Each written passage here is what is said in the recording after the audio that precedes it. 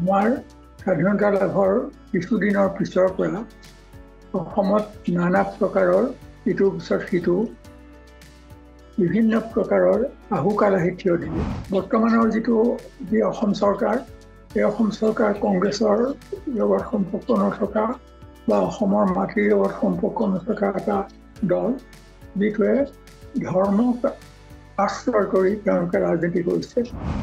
ভাৰতবৰ্ষৰ যিটো ধৰ্ম, সেই ধৰ্মই ক'তো মানুহক আক্ৰমণ কৰিবলৈ, মানুহক বেয়া ব্যৱহাৰ কৰিবলৈ, মানুহক নানা প্ৰকাৰে উত্তেজিত কৰিবলৈ ক'তো শিকোৱা নাই।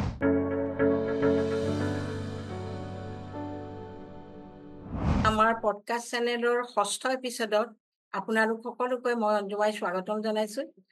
আজি আমাৰ মতামত চেনেলত আমাৰ লগত আছে সকলোৰে অসমবাসীৰ সকলোৰে পৰিচিত বুদ্ধিজীৱী, চিন্তাশীল লেখক, প্ৰাক্তন সাংসদ, প্ৰাক্তন ডিব্ৰুগড় বিশ্ববিদ্যালয়ৰ প্ৰাক্তন অধ্যাপক, কবি, সাহিত্যিক, শ্ৰদ্ধাৰ doctor Nagen Saikia sir. Sir নমস্কাৰ। আমাৰ মতামত চেনেললৈ আপোনাক স্বাগতম জনাইছো। আজি আমি আপোনাৰ লগত কথা পাতিম, বিভিন্ন দিশৰ ওপৰত কথা পাতিম। আমি আপোনাৰ লগত এতিয়া প্ৰথমে কথা পাতো, এতিয়া স্বাধীনতা দিৱস আহি আছে, এইটো আগষ্ট মাহ। স্বাধীনতা দিৱসৰ সন্ধিখনত আপুনি পৰাধীন ভাৰতত জন্মগ্ৰহণ কৰি স্বাধীন ভাৰতত শিশুৰ পৰা আজিৰ বয়স পালেহি। গতিকে আপুনি এই সঁচা অৰ্থত ক'বলৈ গ'লে আমি বাৰু কিমান স্বাধীনতা উপভোগ কৰিছো বুলি ভাবে? আপোনাৰ মতামত এই ক্ষেত্ৰত কি দিব? আমি যে গোটেই দেশখনৰ লগতে আমিও স্বাধীন হলো 1947 খ্ৰীষ্টাব্দতে, কিন্তু আমাৰ স্বাধীনতা লাভৰ কিছুদিনৰ পিছৰ পৰা অসমত নানা প্ৰকাৰৰ ইটোৰ পিছত সিটো বিভিন্ন প্ৰকাৰৰ আহুকাল আহি থিয় দিলে। যেনে 1947 চনৰ পিছতে আমি দেখিলো, আমি প্ৰায় 10 বছৰমান আমি শান্তিৰে বস্কৰ থকা নাই। তাৰপিছতে দেখা গ'ল যে ইফালেদি অসমক নানা প্ৰকাৰে প্ৰৰোচিত কৰিবৰ কাৰণে আৰু নানা প্ৰকাৰে অসমক বিপৰ্যয় সৃষ্টি কৰিবৰ কাৰণে বিশেষকৈ চাইনাৰ যিটো তেওঁলোকৰ পৰিকল্পনা, সেই পৰিকল্পনাৰ সৈতে আমাৰ উত্তৰ পূবত অংশত তেওঁলোকে যত্ন কৰিলে। আৰু 1962 খ্ৰীষ্টাব্দত আমি জানো যে কেনেকৈ চাইনাই আহি আমাৰ তেজপুৰৰ হিলছ যিটো এৰিয়া, সেই এৰিয়াৰ কল পালেহি। সেই কৌশলেৰে সৈতে তেওঁলোকক যদিও সেইবাৰ ঘূৰাই পঠিওৱা হ'ল, তথাপি সেইটোৱে হ'ল আমাৰ জীৱনত স্বাধীনতা লাভ কৰাৰ পিছত প্ৰথম বিদেশী আক্ৰমণ। আৰু ইয়াৰ পিছত চৰকাৰ, বিশেষকৈ নেহৰুলৈ দিনলৈকে সৈতে চৰকাৰ এটা গতিত চলি আহিছিল, কিন্তু তাৰ পিছৰ পৰা লাহে লাহে দেখা গ'ল যে ইটোৰ পিছত সিটো কৰি নানা ধৰণৰ দুৰ্যোগ আমাৰ ঠিক অভ্যন্তৰৰ যিবিলাক অসুবিধা দেশখনৰ, সেইবিলাকে ভুমুকি মাৰিবলৈ ধৰিলে। আৰু আমাৰ ইয়াত অসমতো নানা ধৰণৰ আমি দাবী প্ৰতিবাদ আমি তুলিলো, ব্ৰহ্মপুত্ৰৰ দলঙৰ কাৰণে, নাইবা অসমত ব্ৰডগছ কৰিবৰ কাৰণে ইত্যাদি নানা ধৰণৰ দাবী আমি তুলিছো। আৰু তাৰ ফলস্বৰূপে আমি দেখিছো যে তেতিয়াই নহ'লেও লাহে লাহে সেইবিলাক পৰৱৰ্তী কালত হয়তো সফল হ'ল। এই সময়তে অসম ছাত্ৰ সন্মিলনেও ছাত্ৰ অনুষ্ঠান যিটো অসমৰ, সেই অনুষ্ঠানটো নানা ধৰণৰ তেওঁলোকে আন্দোলন আৰম্ভ কৰিলে। বিশেষকৈ আমাৰ ৰাজ্যখনৰ পৰা বিদেশী লোক যাতে থাকিব নোৱাৰে, আমাৰ ভোটাৰ তালিকাত যাতে তেওঁলোকৰ নাম নাথাকে, সেই দাবী তুলি কৰা আন্দোলন ক্ৰমাৎ ডাঙৰ হৈ আহিল। আৰু দেখা গ'ল যে সেই আন্দোলনৰ এটা নতুন ধাৰা হ'ল, য'ত অসমৰ আমাৰ এটা নতুন গোট হ'ল। সেই গোটটোৱে ছাত্ৰ সন্থাৰ নেতৃত্বতে অসমৰ ইমূৰৰ পৰা সিমূৰলৈকে কেইবা বছৰ জুৰি আন্দোলন কৰিবলগীয়া হ'ল। বহুতো মানুহ স্বৰ্গী হ'ল। আমাৰ বহুতো ডেকা ল'ৰাই নিজৰ প্ৰাণ দান কৰিবলগীয়া হ'ল। তাৰপিছত সেইটো ইন্দিৰা গান্ধীৰ দিনততো নহ'লেই ৰাজীৱ গান্ধীৰ দিনত এখন চুক্তি হ'ল। আৰু সেই চুক্তি অনুসৰি আমি দেখিলোঁ যে আন্দোলনটোৰ সামপুত কাটিলে আৰু অসমৰ পৰা এটা নতুন দল আমাৰ ৰাজ্যখনৰ শাসনৰ গাদীত বহিল। এই যে শাসনৰ গাদীত বহিল, তেওঁলোকে স্কুল, কলেজ, বিশ্ববিদ্যালয়ৰ যিটো আবহাৱা, তাৰ বাতাবৰণ, সেইটোৰ পৰা ওলাই আহি তেওঁলোক মন্ত্ৰী হৈছিল, বিধায়ক হৈছিল। গতিকে তেওঁলোকৰ ওপৰতে গোটেই নিৰ্ভৰ কৰিলে। প্ৰফুল্ল মহন্ত হ'ল তেওঁলোকৰ নায়ক। ঠিক তেনেকৈ ভৃগু ফুকন হ'ল এক প্ৰকাৰ দ্বিতীয় স্থানৰ নায়ক। ঠিক এনেকৈ আমি দেখিলোঁ যে নতুন যিটো দল, সেই দলটোৱে অসম শাসন কৰিবলৈ ধৰিলে। কিন্তু অনভিজ্ঞতাই লাহে লাহে বোধ কৰোঁ তেওঁলোকক অলপমান চলাবলৈ ধৰিলে। বিশেষকৈ আমাৰ যিটো শাসন যন্ত্ৰ, সেই শাসন যন্ত্ৰটোৱে তেওঁলোকক চলাবলৈ ধৰিলে। ইয়াৰ ফলস্বৰূপে আমি দেখিলোঁ যে কেনেকৈ লাহে লাহে অসম গণ পৰিষদৰ যিটো তেওঁলোকৰ গুৰুত্ব আছিলে, সেই গুৰুত্বটো চেন্ট্ৰেলে বা কেন্দ্ৰই দিবলৈ তেওঁলোক নাৰাজ হ'বলৈ ধৰিলে। হয় ছাৰ, আপুনি বহুতখিনি কথাই ক'লে, শুনিলোঁ, ভাল লাগিলে ছাৰ, ধন্যবাদ। আৰু এতিয়া আমি আহোঁ অসম চৰকাৰৰ কিছুমান কাম কাজ লৈ। আপুনি লিখা মেলা আপোনাৰ পাই থাকোঁ বাতৰি কাকতত। আপুনি বিভিন্ন ধৰণৰ আপুনি আক্ষেপ প্ৰকাশ কৰি আপুনি লিখা মেলাও কৰে। গতিকে আপুনি বাৰু অসম চৰকাৰৰ বিভিন্ন কাম কাজৰ ওপৰত বা শাসক দলক লৈ আপুনি কি মতামত দিব?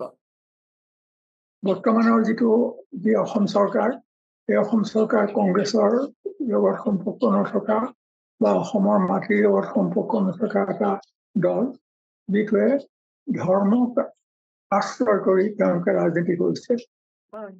কিন্তু গোটেই কথাটো যদি সঁচাকৈয়ে ভাৰতীয় ধৰ্মকে তেওঁলোকে ভেটি কৰি ল'লেহেঁতেন, তেনেহ'লে বৰ্তমানৰ যিবোৰ গণ্ডগোল হৈছে, বিভিন্ন প্ৰকাৰৰ অনাচাৰ হৈছে, সেইবোৰ হ'বলৈ নাপালেহেঁতেন। তাৰ প্ৰথম কাৰণেই হ'ল যে ভাৰতবৰ্ষৰ যিটো ধৰ্ম, সেই ধৰ্মই ক'তো মানুহক আক্ৰমণ কৰিবলৈ, মানুহক বেয়া ব্যৱহাৰ কৰিবলৈ, মানুহক নানা প্ৰকাৰে উত্তেজিত কৰিবলৈ ক'তো শিকোৱা নাই। বৰং আমাৰ বেদৰ যুগৰ পৰা, উপনিষদৰ যুগৰ পৰা, মহাভাৰত ৰামায়ণৰ যুগলৈকে সকলোতে আমি দেখিছোঁ যে মানুহক দেৱতা স্বৰূপে জ্ঞান কৰিবলৈহে শিক্ষা দি আহিছে। ন মনুষ্যাথি পৰম দেৱ, মানুহতকৈ ডাঙৰ দেৱতা নাই। গতিকে এই মানুহ মানে হিন্দু মানুহ নহয়, খ্ৰীষ্টিয়ান, জৰথ্ৰুষ্ট, মুছলমান, এই সকলোৱে মানুহ। গতিকে মানুহক যদি আমি ঘৃণা কৰোঁ, তেতিয়াহ'লে সেইটো ধৰ্মৰ শিক্ষা হ'ব নোৱাৰে। গতিকে মই এই ক্ষেত্ৰত বৰ্তমানৰ বিজেপি চৰকাৰৰ এই নীতিটো মই কোনো প্ৰকাৰে গ্ৰহণ কৰিব পৰা নাই। প্ৰথমতে আমি বৰ আশা কৰিছিলোঁ, কাৰণ মোদীয়ে আমাৰ প্ৰথম যিটো আমাৰ বিধানসভাৰ হৈছিলে, সেই সময়ত আহি কৈছিলে যে আগদিনা আমি গভৰ্ণমেণ্ট ফৰ্ম কৰিম আৰু পিছদিনা কালি টোপোলা লৈ বিদেশী ইয়াৰ পৰা যাব লাগিব, বাংলাদেশী ইয়াৰ পৰা যাব লাগিব। এইটো আছিলে ধ্বনি। কিন্তু সেই ধ্বনিটো কিমান মিছা কথাৰ এটা সমষ্টি আছিল, সেইটো এতিয়াও ওলাই পৰিছে। তাৰ উপৰি অসমক তেওঁলোকক লাগে, কাৰণ অসমৰ নদীত তেওঁলোকে বান্ধি পাৱাৰ উলিয়াব পাৰে, শক্তি তেওঁলোকে সৃষ্টি কৰিব পাৰে। অসমৰ যিবোৰ খিলঞ্জীয়া বিভিন্ন প্ৰকাৰৰ বয় বস্তু আছে, বিশেষকৈ আমাৰ হাবি জংঘলবিলাক বৰ চাৰিওফালেদি এনেভাৱে আছিলে যে সেইবিলাকে অসমক অক্সিজেনেই দিয়া নাই, এই বৰং বিভিন্ন প্ৰকাৰে আমাৰ সম্পত্তি স্বৰূপ আছিলে। কিন্তু আমাৰ দেখা গ'ল যে এফালে চোৰাং কাৰবাৰ, আনফালে চৰকাৰেও এইবিলাকত গুৰুত্ব নিদিয়াৰ ফলস্বৰূপে অসমৰ হাবি এতিয়া বাহিৰত দেখাত হাবি আছে, ভিতৰখন উদং হৈ গৈছে। গতিকে চাৰিওফালেদি আমি দেখিছো এটা হাহাকাৰ অৱস্থা। সেই সময়ত সেইবাবে মই কোনো প্ৰকাৰে সন্তুষ্ট নহয় বিজেপি চৰকাৰৰ এই তেওঁলোকৰ শাসনত। হয় স্যাৰ। আৰু কিবা কমনে? স্যাৰ, এতিয়া ধৰক এই স্বাস্থ্য ক্ষেত্ৰতে অসম চৰকাৰে যিখিনি লৈছে, বিভিন্ন জিলাত দেখো আমি প্ৰায়বোৰ জিলাতে মানে চিকিৎসা মহাবিদ্যালয় স্থাপন কৰা হৈছে। কিন্তু তাত ধৰক অধ্যাপক অধ্যাপিকা বা যন্ত্ৰ পাতি সাজ সৰঞ্জাম এইবিলাক এইবিলাকৰ অভাৱ। গতিকে এনেকে যে চিকিৎসা মহাবিদ্যালয়বোৰ গঠন কৰিছে, সেইখিনি ক্ষেত্ৰত আপুনি কি ক'ব? স্বাস্থ্য ক্ষেত্ৰত কিবা উন্নতি আহিবনে এনেকে কৰিলে? যিখিনি মানে একো অভাৱ মহাবিদ্যালয়ে কেতিয়াও কোনো প্ৰকাৰে সহায় নকৰে। এইবোৰ কাম সুন্দৰকৈ কৰিব লাগে। অসমত আমাৰ যিটো বিশেষকৈ ডিব্ৰুগড়ৰ যিটো পুৰণি অসম মেডিকেল কলেজ, তাৰপিছত গুৱাহাটী মেডিকেল কলেজ, এই দুখনৰ বাহিৰে যিমানবোৰ মেডিকেল কলেজ হৈছে সেই মেডিকেল কলেজবিলাকৰ, কাৰণ এই দুখনতো শিক্ষকৰ অভাৱ। শিক্ষকৰ অভাৱটোত মেডিকেল কলেজ কৰি সৃষ্টি কৰি পেলাই আমি কেনেভাৱে জনসেৱা কৰিম? দ্বিতীয়তে তেওঁবিলাকে বিজেপিয়েতো এতিয়া আৰু ভয়ানক কাণ্ড কৰিছে। অসমৰ স্কুলৰ চাকৰিটো আনকি বিহাৰ বা অন্য ঠাইৰ পৰা আহি মানুহ ইয়াত এপইণ্টমেণ্ট দিছে, ইয়াত নিযুক্তি দিছে। কেৱল সেই নহয়, বিভিন্ন জিলাত তেওঁলোকে সৃষ্টি কৰিছে কিছুমান বিশ্ববিদ্যালয়, য'ত উপাচাৰ্য হ'বলৈ বাহিৰৰ পৰা, ৰাজস্থানৰ পৰা নাইবা বিহাৰৰ পৰা মানুহ আনি ইয়াত উপাচাৰ্য কৰিছিল। অথচ অসমত শিক্ষিত মানুহৰ সংখ্যা যথেষ্ট আছে, অসমীয়া বা ইয়াৰ থলুৱা মানুহৰ। গতিকে তাৰ পৰা তেওঁলোকে নলৈ তেওঁলোকে বাহিৰৰ পৰা আনি ইয়াত কেৱল চেন্ট্ৰেল গভৰ্ণমেণ্টক বা কেন্দ্ৰীয় চৰকাৰক ভাল লগাবৰ বাবে, তেওঁলোকৰ ওচৰ চাপিবৰ বাবে এই কামবোৰ কৰিছে বুলি পেলাই মই ভাবোঁ। গতিকে এইটোৱে অসমৰ যিটো ভৱিষ্যত, এই ভৱিষ্যতটো অন্ধকাৰ কৰি তুলিছে। আৰু স্যাৰ, শিক্ষা ক্ষেত্ৰতো বহুত নীতি নিয়ম মানে গ্ৰহণ কৰিছে।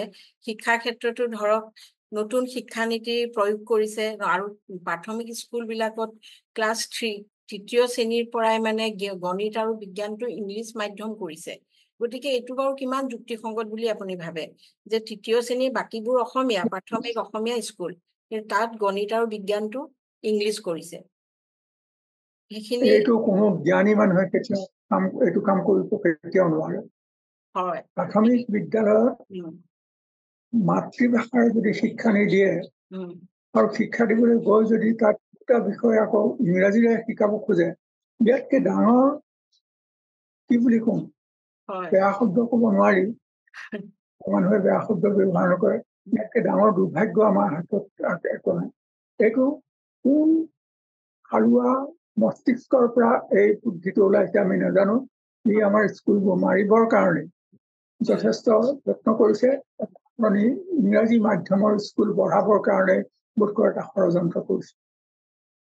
হ'ব পাৰে, কাৰণ আপুনি ভাবক, যদি ইংৰাজীয়ে কৰিব লাগে, ইংলিছ, মোৰ মতে ইংৰাজী স্কুলতো অসমীয়া স্কুলতো সমানে ক্লাছ একদম কম মানৰ, যিটো কি কয় মুকুল শ্ৰেণীৰ পৰাই বা একেবাৰে নাৰ্চাৰীৰ পৰাই দুইবিধৰ স্কুলতে ইংলিছ অসমীয়া পঢ়াব লাগে, হয় নহয়? তেতিয়া ইংলিছটো শিকিলে প্ৰত্যেকটো ল'ৰা ছোৱালীয়ে ইংলিছ শিকিব, অসমীয়া শিকিব।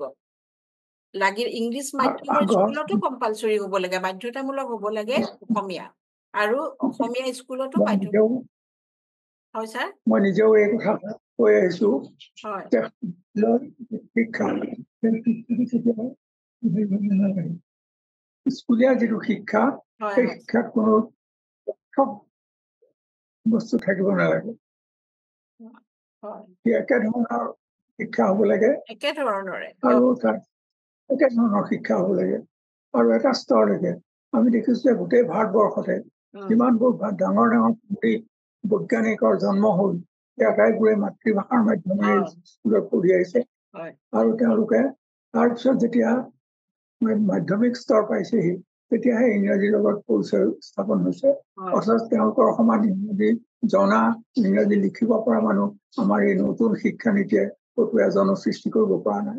আনকি ইংৰাজী মিডিয়ামৰ স্কুলৰ ল'ৰা ছোৱালীও সঠিকভাৱে ক'ব নোৱাৰে। তাৰ কাৰণ হ'ল মাতৃভাষাৰ লগত তেওঁলোকৰ কোনো পৰিচয় নথকাৰ কাৰণে এই ৰাজ্যখনৰ কোনো কথাকে তেওঁলোকে শুদ্ধভাৱে বুজিব নোৱাৰে, শুদ্ধভাৱে তাক আয়ত্ত কৰিব নোৱাৰে। সেইকাৰণে মই ভাবো যে মাতৃভাষাত ভিন্ন অন্য মাধ্যম কেতিয়াও গ্ৰহণ কৰা উচিত নহয়, বিশেষকৈ স্কুল পৰ্যায়ত। হয় ছাৰ, অসমীয়া মাতৃভাষাৰ ওপৰত এতিয়া গুৰুত্ব দিব লাগে। ইংলিছ মাধ্যমৰ স্কুলতো মাতৃভাষা অসমীয়াটো বাধ্যতামূলক কৰা উচিত। বাধ্যতামূলক কৰিব লাগে। মই সেইটোৱে মোৰ নিজৰ দাবী যে অসমীয়াটো বাধ্যতামূলক হ'ব লাগে। বেংগলত বাঙালী ভাষাটো তেনেকৈ সকলোৰে কাৰণে বাধ্যতামূলক হ'ব লাগে। বিহাৰত হিন্দী ভাষা তেনেকৈ সকলোৰে কাৰণে বাধ্যতামূলক হ'ব লাগে বিষয় হিচাপে, মিডিয়াম হিচাপে নহয়, বিষয় হিচাপে। আৰু ছাৰ আপুনি বহুতখিনি কথাই ক'লে, বহুত ভাল লাগিলে। আৰু এটা বিষয় সুধো দিয়ক। এতিয়া ডিব্ৰুগড়তো এই কৃত্ৰিম বানপানী হৈ মানুহৰ ঘৰে ঘৰে চোতালে চোতালে পানী হৈ থাকে। ডিব্ৰুগড় গুৱাহাটীৰ কথাটো শুনিয়ে আছো সদায়, পানীয়ে শেষ হোৱা নাই। এতিয়া এই ক্ষেত্ৰত অকমান এতিয়া হৈ আছে ন, গতিকে মানে এতিয়া যে আমি পেপাৰে পত্ৰই দেখি আছো কাৰোবাক দোষাৰোপ কৰি কৰি মুখ্যমন্ত্ৰীয়ে কৈ আছে, সেইবিলাক কথা কিমান দূৰ সত্য আমি নাজানো। কিন্তু কৃত্ৰিম বানপানীৰ কাৰণে আপুনি কিবা পৰামৰ্শ দিব পাৰে নেকি? চাওক, বানপানীটো মানে হেৰি নলা নৰ্দমা খিনি আহল বহল কৰি বনোৱা ক্ষেত্ৰতে বা যি হওক, তেনেকে কৈ পেলাই কি ক'ব আপুনি কৃত্ৰিম বানপানীৰ ক্ষেত্ৰত? চৰকাৰক কোনো পৰামৰ্শ দিলে এইটো চৰকাৰে গ্ৰহণ নকৰে। তেওঁলোকে তেওঁলোকৰ মতে গুৱাহাটীত গোটেইবোৰ ফ্লাইঅভাৰ কৰিছে, উৰণ সেতু, আৰু তাৰ ফলস্বৰূপে কিবা দেখা গ'ল তেনেকৈ উৰণ সেতুৰ ওপৰত যাবলৈ ধৰিলে আৰু কেনেকৈ ওলাব নোৱাৰা হ'ল। উৰণ সেতুকে বা ফ্লাইঅভাৰকে তেনেকৈ গাড়ী মটৰ গোটাইবোৰ এৰি থৈ পেলাই মানুহ ঘৰলৈ যাব। গতিকে তেওঁলোকে গুৱাহাটী আৰু উত্তৰ গুৱাহাটী এই দুঠাইকে তেওঁলোকে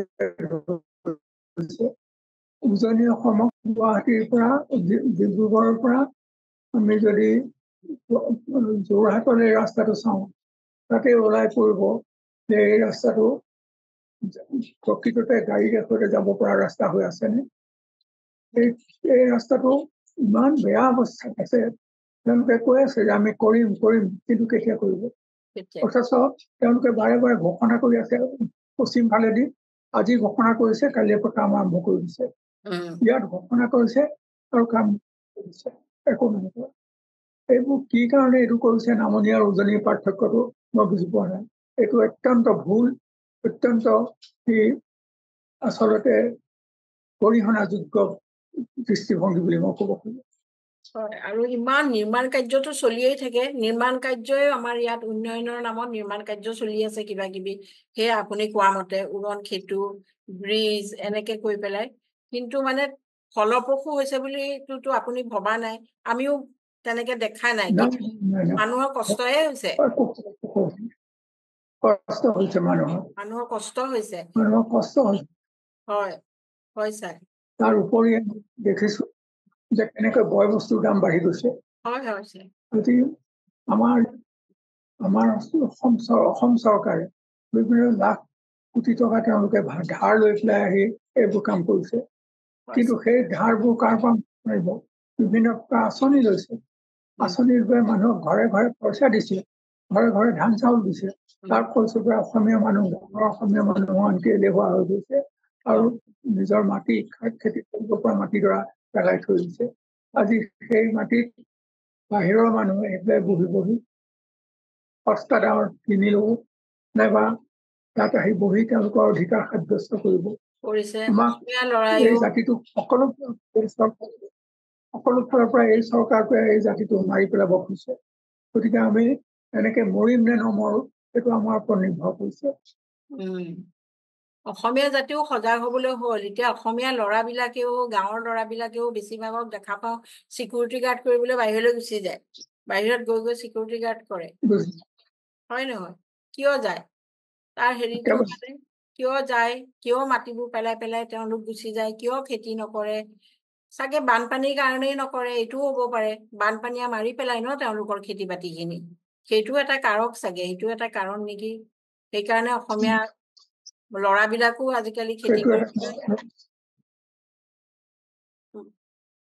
বানপানী ভাৰতবৰ্ষৰ প্ৰত্যেকখন ষ্টেটত থকা নদীবিলাক নিয়ন্ত্ৰিত হৈছে, হয় কিন্তু অসমৰ নদী ব্ৰহ্মপুত্ৰ নদী নিয়ন্ত্ৰণ কৰিবৰ কাৰণে আজিলৈকে তেওঁলোকে ইয়াত ব্ৰহ্মপুত্ৰ নিয়ন্ত্ৰণ কৰিবলৈ পূজা পাতল আৰম্ভ কৰি দিলে। মই তেতিয়াই কৈছো যে ব্ৰহ্মপুত্ৰ পূজা কৰিলে ব্ৰহ্মপুত্ৰ নিয়ন্ত্ৰিত নহয়, তাক বিজ্ঞানসন্মতভাৱে তাৰ কাম কৰিব লাগিব, তেতিয়াহে ব্ৰহ্মপুত্ৰ নিয়ন্ত্ৰিত হ'ব। কিন্তু তেওঁলোকে ব্ৰহ্মপুত্ৰ নিয়ন্ত্ৰণৰ কথা ভবা নাই। আমাৰ প্ৰত্যেক বছৰ বানপানীত হাজাৰ হাজাৰ মানুহে ঘৰ দুৱাৰ সা সম্পত্তি জীৱ জন্তু এইবোৰ হেৰুৱাই আহিছে। তাৰ সলনি তেওঁলোকে অৰুণাচলত আৰু কেইটামান তেওঁলোকে বান্ধ দিবৰ কাৰণে প্ৰস্তুত হৈছে, অথচ সোৱণশিৰিৰ যিটো বান্ধ, সেই বান্ধটোৱে আজিলৈকে কেইবাবাৰো তাৰ ৱাল ভাগিছে, কেইবাবাৰো তাৰ পানী ভাঙি পেলাই পাৰ হৈ আহি আছে, নতুন সৃষ্টি কৰিছে অন্ধকাৰৰ। গতিকে এই বান্ধবোৰ দেখাৰ পিছতো তেওঁলোকৰ মাজত মই দেখিলো যে যিটো সচেতনতা থাকিব লাগে, সচেতনতাটো নায়েই, বৰং তেওঁলোকে অসম চৰকাৰে ভাৰত চৰকাৰৰ হুকুম মানি এইবিলাকত কোনো মাত নমতাকৈ কেৱল আমি কৰিম কৰিম কৰি পেলাই ভৱিষ্যতলৈ ঠেলি আছে। মই ভাবো যে আমাৰ এই গোটেই অসমখন গোটেই জাতিটো যেন মৃত্যুৰ মুখৰে লাহে লাহে ঠেলি নিছে।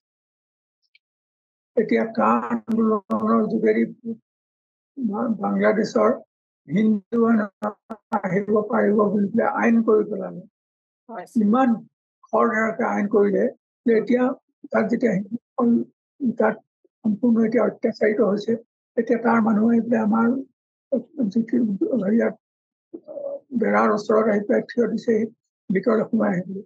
গতিকে ভিতৰলৈ কোম্পানী সোমাই নাহিব। আৰু ইয়াত দুটা কাণ্ড হ'ব, এটা হ'ল ভাষিক দণ্ড হ'ব আৰু এটা হ'ল ভাষিক দণ্ড, এটা হ'ল ধৰ্মৰ দণ্ড। এই দুটা দণ্ড সৃষ্টি হ'ব অসমত, আৰু এই দুটা দণ্ডই অসমখন থান-বান কৰিব। ইমান দূৰদৃষ্টিহীন চৰকাৰ ভাবিলে আচৰিত হ'ব লাগে। তেওঁলোকে কেৱল নিজৰ যিটো লাভ, নিজৰ যিটো স্বাৰ্থ, সেই স্বাৰ্থ আৰু লাভৰ বাহিৰে দেশখনৰ ৰাজ্যখনৰ প্ৰকৃত যিটো স্বাৰ্থ, সেই স্বাৰ্থলৈ তেওঁলোকে অকণো কাণ দিয়া নাই। কেৱল মানুহক ভালৰি পেলাবলৈ বিভিন্ন প্ৰকাৰৰ বয় বস্তু দিছে, কাৰোবাক পুৰস্কাৰ দিছে, কাৰোবাক উপাধি দিছে, এনেকৈ তেওঁলোকে সন্তুষ্টি মধ্যবিত্ত শ্ৰেণীটো এতিয়া মুখ বন্ধ কৰি দিছে। আনকি ছাত্ৰ সন্থাৰো আগৰ যিটো শক্তি আছিল, সেই শক্তি যে নাইকিয়া হৈ গৈছে সেইটো ওলাই পৰিছে। আনকি ছাত্ৰ সন্থাৰ এজনকৈ যেতিয়া সভাপতিয়ে গৈ পেলাই দিল্লীত কোনোবা মন্ত্ৰীক লগ কৰিছে, গতিকে যদি এইটো হয় তেনেহ'লে কাৰ ওপৰত আমি বিশ্বাস কৰিম? না গভৰ্ণমেণ্টৰ ওপৰত, না ছাত্ৰ সন্থাৰ দৰে যুৱ দলৰ ওপৰত, কাৰ ওপৰত আমি বিশ্বাস কৰিম? সেইকাৰণে মই কেতিয়াবা হতাশ হৈ যাওঁ যে কি সময়ত আমি জন্ম লৈ জীয়াই আছো। হয় ছাৰ, বহুত কথা ক'লে আপুনি, ভাল লাগিলে কথাখিনি। আপুনি এতিয়া আমি সামৰিবলৈ হ'ল। খুব ভাল পালো আপুনি এইটো যে ইণ্টাৰভিউ এটা ল'লে। মই এনেকে অনলাইন ইণ্টাৰভিউ হোৱাৰ কাৰণে ময়ো ভাল পাইছো। মই তেনেও আজিকালি যাব নোৱাৰো, গতিকে ঘৰতে বহি আপুনি যে নিজৰ হয় ছাৰ, আপোনাৰ আপুৰুগীয়া সময় যে আমাৰ যে এইখিনি সময় আপুনি দিলে, অকণমান সময়, আমি খুব অভিভূত হৈছো। আৰু এতিয়া স্বাধীনতা দিৱসৰ কাৰণে আপুনি কিবা বাৰ্তা দিব নেকি অসমীয়া ৰাইজক, সৰুকৈ এটা লাইনত? স্বাধীনতা দিৱসত কেৱল মই ক'ব পাৰো যে অসমৰ ৰাইজে পূৰ্ণ স্বাধীনতাৰ কাৰণে যত্ন কৰিব লাগে। পূৰ্ণ স্বাধীনতা মানে ভাৰতবৰ্ষৰ পৰা বিচ্ছেদ হৈ আহি নহয়, ভাৰতবৰ্ষতে থাকিয়েই আমি এটা স্বাধীন জাতি, যে এটা স্বাধীন আমি অসমীয়া মানুহ, ভাৰতবৰ্ষৰ অন্য মানুহৰ সমান স্বাধীন, সেই স্বাধীনতাৰ ভাৱটো আমাৰ আহক আৰু সেই স্বাধীনতা আমাক দিয়ক। আৰু আপুনি আমাৰ অনুষ্ঠানত আহিলে আমি বহুত ভাল পালো ছাৰ ইমান ভাল লাগিলে আপোনাৰ লগ পালো ইমানখিনি কথা পাতিলো এতিয়া দৰ্শকসকল আমি ইমানতে অনুষ্ঠান মতামত ষষ্ঠ অফিচতো আমি সামৰিছো আপোনালোকে নিশ্চয় ভাল পালে আপোনালোকে আমাক শ্বেয়াৰ কৰিব কমেন্ট কৰিব লাইক কৰিব জনাব ছাৰ আপোনাক তেতিয়াহ'লে ধন্যবাদ বহুত ধন্যবাদ বহুত নমস্কাৰ দিছো আকৌ লগ পাম আপোনাক ডিব্ৰুগড় গ'লে লগ পাম আপোনাক ছাৰ